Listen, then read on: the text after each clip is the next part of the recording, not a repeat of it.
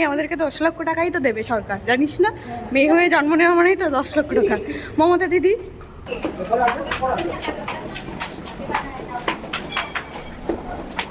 জানো বলছি মানে টিভিতে আওয়াজ হচ্ছে। না না ওটা না, মেট্রোর ভেতর। এখন একজন এখানে ময়দা থুকছে, এরকম দৌড়ে এখানে ছবি তুলতে হবে।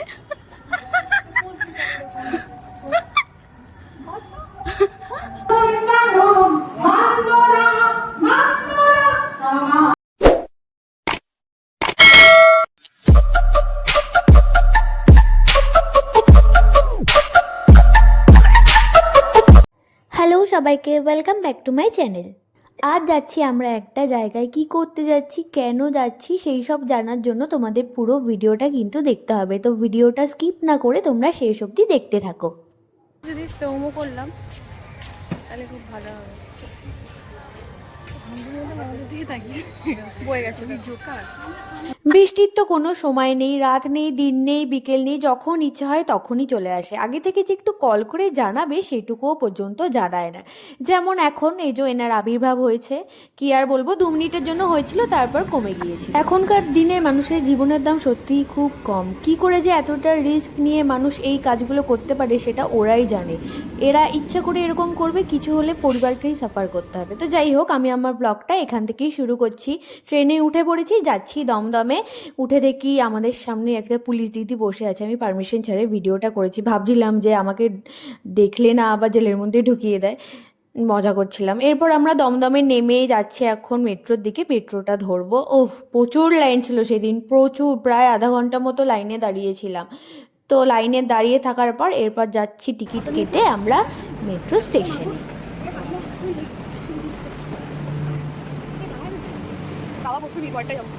প্রথম মেট্রোটা আমরা ছেড়ে দিয়েছি, ইচ্ছা করে ছেড়ে দিয়েছি, কেন কোনো চাপ ছিল না তাই। আমার দিদি আবার রিলস বানাবে বলে মেট্রোটার সামনে দাঁড়িয়েছিল, বললো বোন একটা ভিডিও করে দিত, তাই আমি একটু ক্যাট মেট্রোর ভিডিওটা করে দিচ্ছিলাম। ভুল করে আমি ল্যান্ডস্কেপে ভিডিওটা করে দিয়েছিলাম, তারপর আবার একটা মেট্রো এসেছিলো, তখন ওকে আবার শর্টস রিলসে দেওয়ার জন্য ভিডিও করে দিতে হয়েছিল। আমরা মেট্রোতে করে এখন চলে এসেছি সেন্ট্রালে, এখনই আমরা নেমে পড়বো সেন্ট্রালে।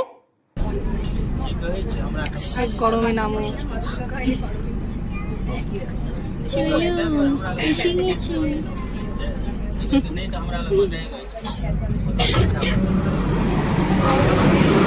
জানো বলছি মানে টিভিতে আওয়াজ হচ্ছে। না না ওটা না, মেট্রোর ভেতরে। মেট্রোর ভেতরে বলছে টিকিট ছাড়া ভ্রমণ নিষেধ। আরে ভাই, মানুষ কি টিকিট ছাড়া মেট্রো ধরে নাকি? বলদ বলদ প্রশ্ন।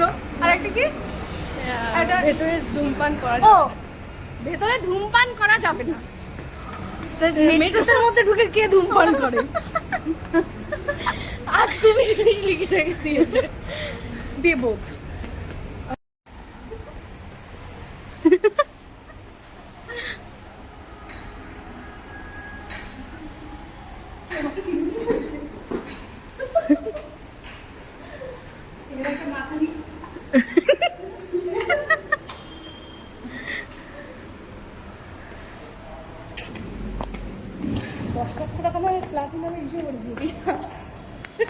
কি বলেছিস? 10 লক্ষ টাকা ব্রেসলেট। 10 লক্ষ? আমরা তো মেয়ে, আমাদেরকে 10 লক্ষ টাকাই তো দেবে সরকার, জানিস না? মেয়ে হয়ে জন্ম নেওয়া মানেই তো 10 লক্ষ টাকা। মমতা দিদি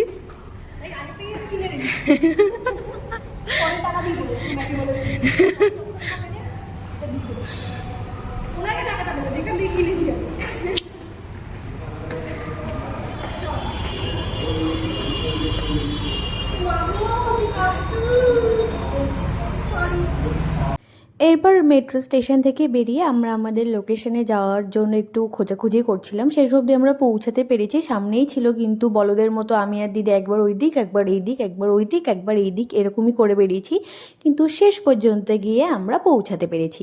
আজ এখানেই আমাদের একটা পারফরমেন্স ছিল, তো এর জন্যই এখানে আসা। তো চলো ভিডিওটা শেষ অবধি দেখতে থাকো, দেখো আমরা ঠিক কী কী করি। ওই তো এখানে ভালো ছবি আসবে কিন্তু জানিস দিদি, অ্যাস্থেটিক ছবিগুলো আসবে। লাইট চলে গেলে আর কি তুলছি।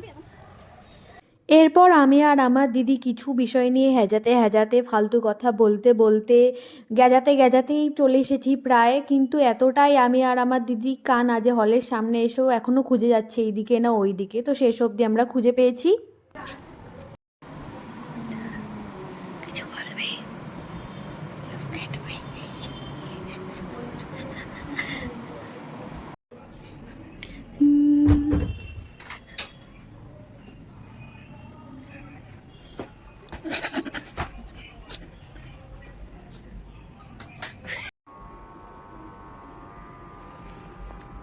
এখন একজন এখানে ময়দা থুকছে, যতটা ময়দা ধোবা যায় ততটা থুকছে। আমি এখন লাগাবো এনে করে নি ব্রাউন কালার, ঠিক বুঝতে আমার খুব লাগতো, জানি না একা একা ধরে মেকা করি। আমার স্ট্যান্ডটাও আনেনি, আলোটা এখানে আলোটা খুব শর্ট। হয়েছে উল্টা পাল্টা গান করে, সারাক্ষণ উল্টো পাল্টা গান করতে। প্রভু দাও মোরে আজ বেদু, একটু বলিস না, আমাকে এখান থেকে ধাক্কা মেরে লাতায় বের করে দেবে। ব্রাশ আছে তোর কাছে? অনেক ব্রাশ এনেছি। আলোটা এতটা কম এখানে।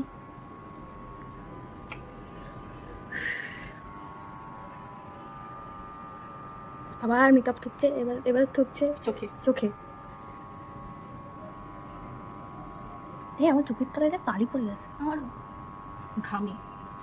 মুখটা ভালো করে ওয়াশ করলে ঠিক হতো। একটা আয়নার মধ্যে গুতে করতেছি। আমার বয়স হলে ঈদেটা মনে হচ্ছে কুচকে যাচ্ছে না, হাসলে ওই দেখি তোর বয়স হয়ে গেছে। তোর তো এমনিই কুচকে, আর আমার তো বয়স হওয়ার আগে থেকেই কুচকে যায়। দাঁড়া চল এবার মেকআপটা কমপ্লিট করে নিই, চোখে তাড়াতাড়ি করে। দেখ আমাদের ফাইনাল লুক চলে এসেছে, সুন্দর করে সেজে একদম রাজপ্রায়। ভালো মেকআপ করেছি, বিউটি কুইন ঘেমে যাচ্ছে, বিউটি কুইন ঘেমে যাচ্ছে, প্রচন্ড গরম। ফটো তুলছিলিস দেখা দৌড়ে, একটু ডেমো দে, জোরে বল। এখানে ফোনটা রাখতে হবে এরকম দৌড়ে, এখানে ছবি তুলতে হবে।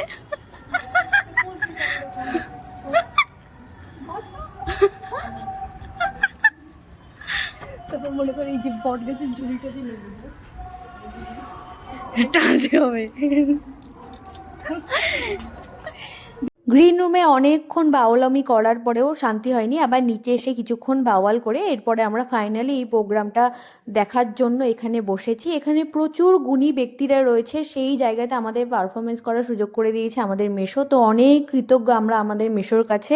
এখানে আমি আর আমার দিদি কোনো কারণ ছাড়াই হাসাহাসি করছিলাম, কেন জানি না। ওর বাউলামোগুলো আমাকে সহ্য করতে হয়, ওর এই ফাজলামিগুলো আমাকে সহ্য করতে হয়। ও কখনোই সিরিয়াস থাকে না, যার জন্য বেশিরভাগ জায়গাতে আমাকে কেস খেয়ে যেতে হয়, ওর এই সিরিয়াসনেস নেই বলেই। দেখো কেমন করতেছে, সারাক্ষণ এইরকম করতে থাকে। কি করে এরকম করলে চলবে বলো? একটা মানুষ যে পাশে বসে রয়েছে, মানুষজন দেখে কি ভাবছে বলো তো, যে আমরা হয়তো এই বিষয়গুলো নিয়ে খিল্লি করছি, আদৌ যে আমাদের মধ্যে কি চলছে সেগুলো তো আর কেউ জানে না।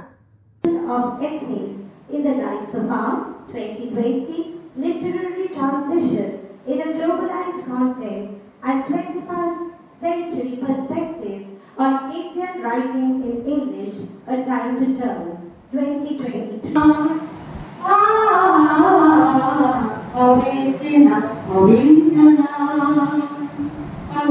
এখন যে তোমরা জায়গাটা দেখছো, এই জায়গাটায় আমার দিদি, আমার মহারানী, এই জায়গাটায় এখন প্র্যাকটিস করছে। এই মুহূর্তটা হলো ঠিক পারফরমেন্সের আগের মুহূর্ত।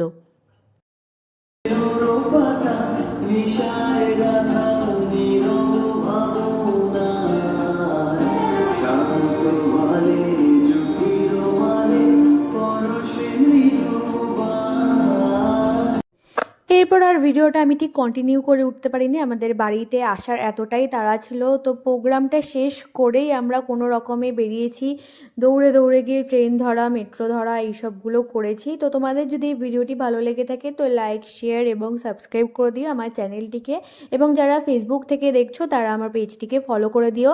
দেখা হচ্ছে আবার অন্য কোনো ব্লগে, তো সাথে থেকো, পাশে থেকো, ভিডিওটা শেষ অবধি দেখতে থাকো।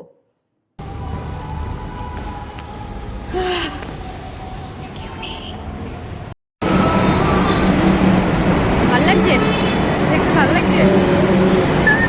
কি অবস্থা। ওকে, টাটা।